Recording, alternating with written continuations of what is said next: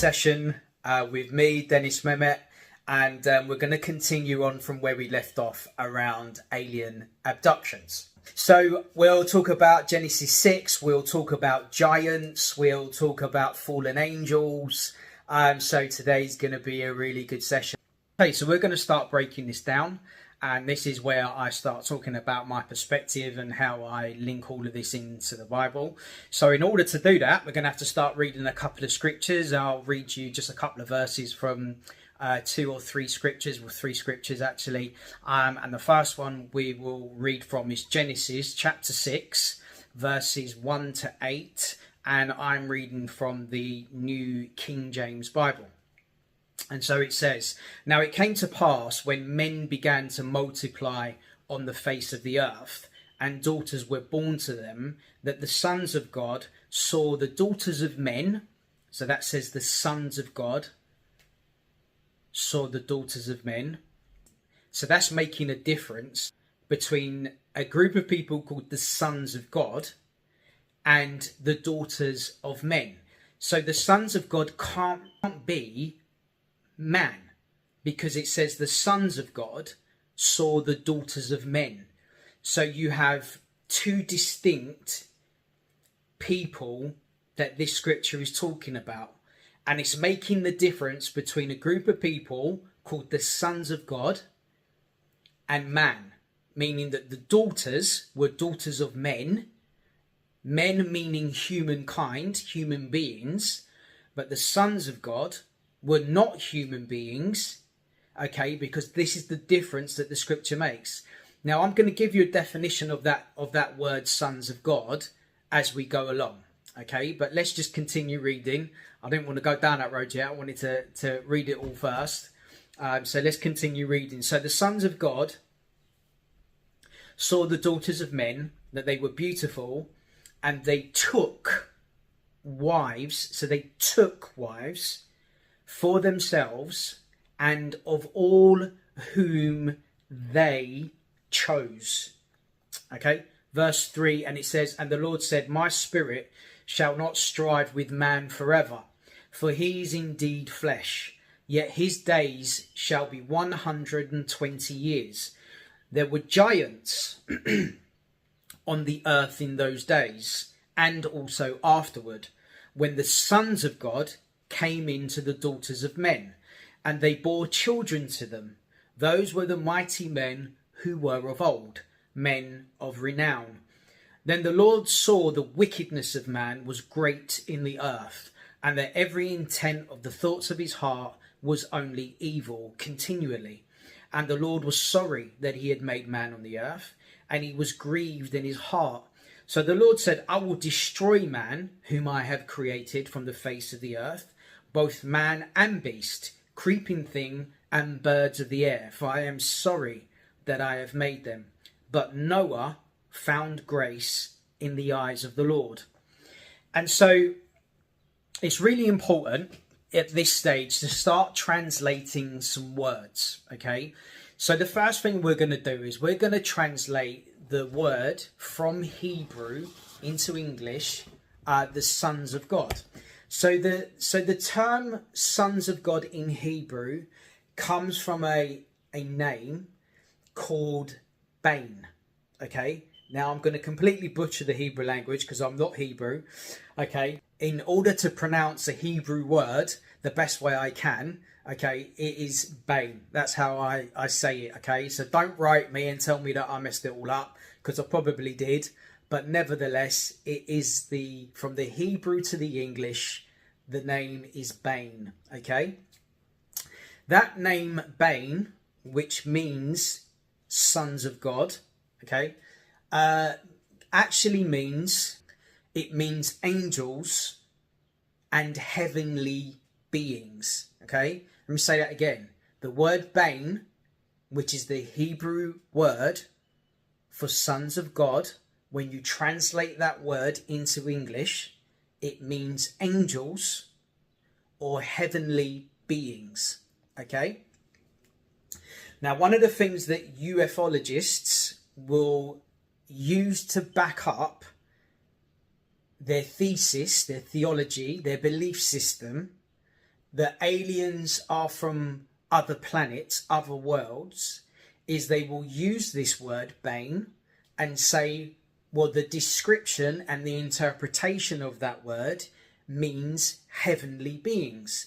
And they translate that to mean that the heavens means not the sky that we look upon, but the solar system.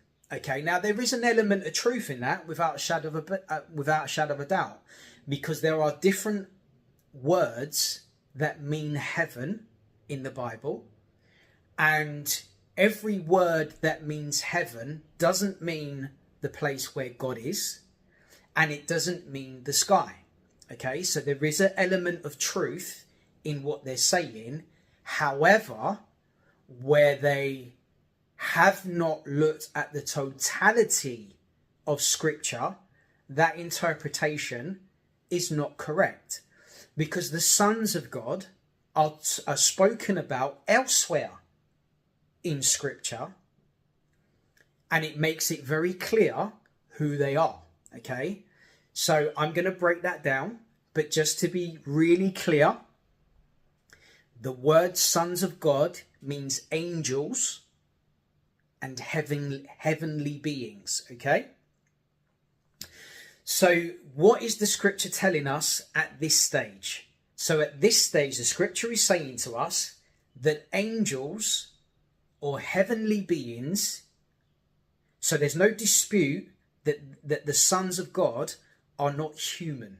Okay, so ufologists will tell you the sons of God are not human. People that believe in alien races will use this scripture to say that the reference to sons of God are not human beings. So we can all agree that the sons of God are not human beings. Okay, so the sons of God looked on the daughters of men, and then it goes on to say that they took wives for themselves out of all of those that they chose. Okay, now the reason why that is really important is because of the words in Hebrew that are translated into English and what they mean, because this is a direct connection to the modern day alien phenomenon. Okay, so we have a group of people that are not human called the sons of God. They are taking women who they are choosing, so it's their choice, and making them wives. Okay, so let's just quickly break down the two words in the Hebrew language, which is took and chose. Okay, so the word took, when you translate from Hebrew into English, means grabbed, snatched, and captured. Okay, grabbed, snatched, and captured. If you remember, when we broke down in the last session, the 5 areas of the process of alien abduction, point 1 was capture.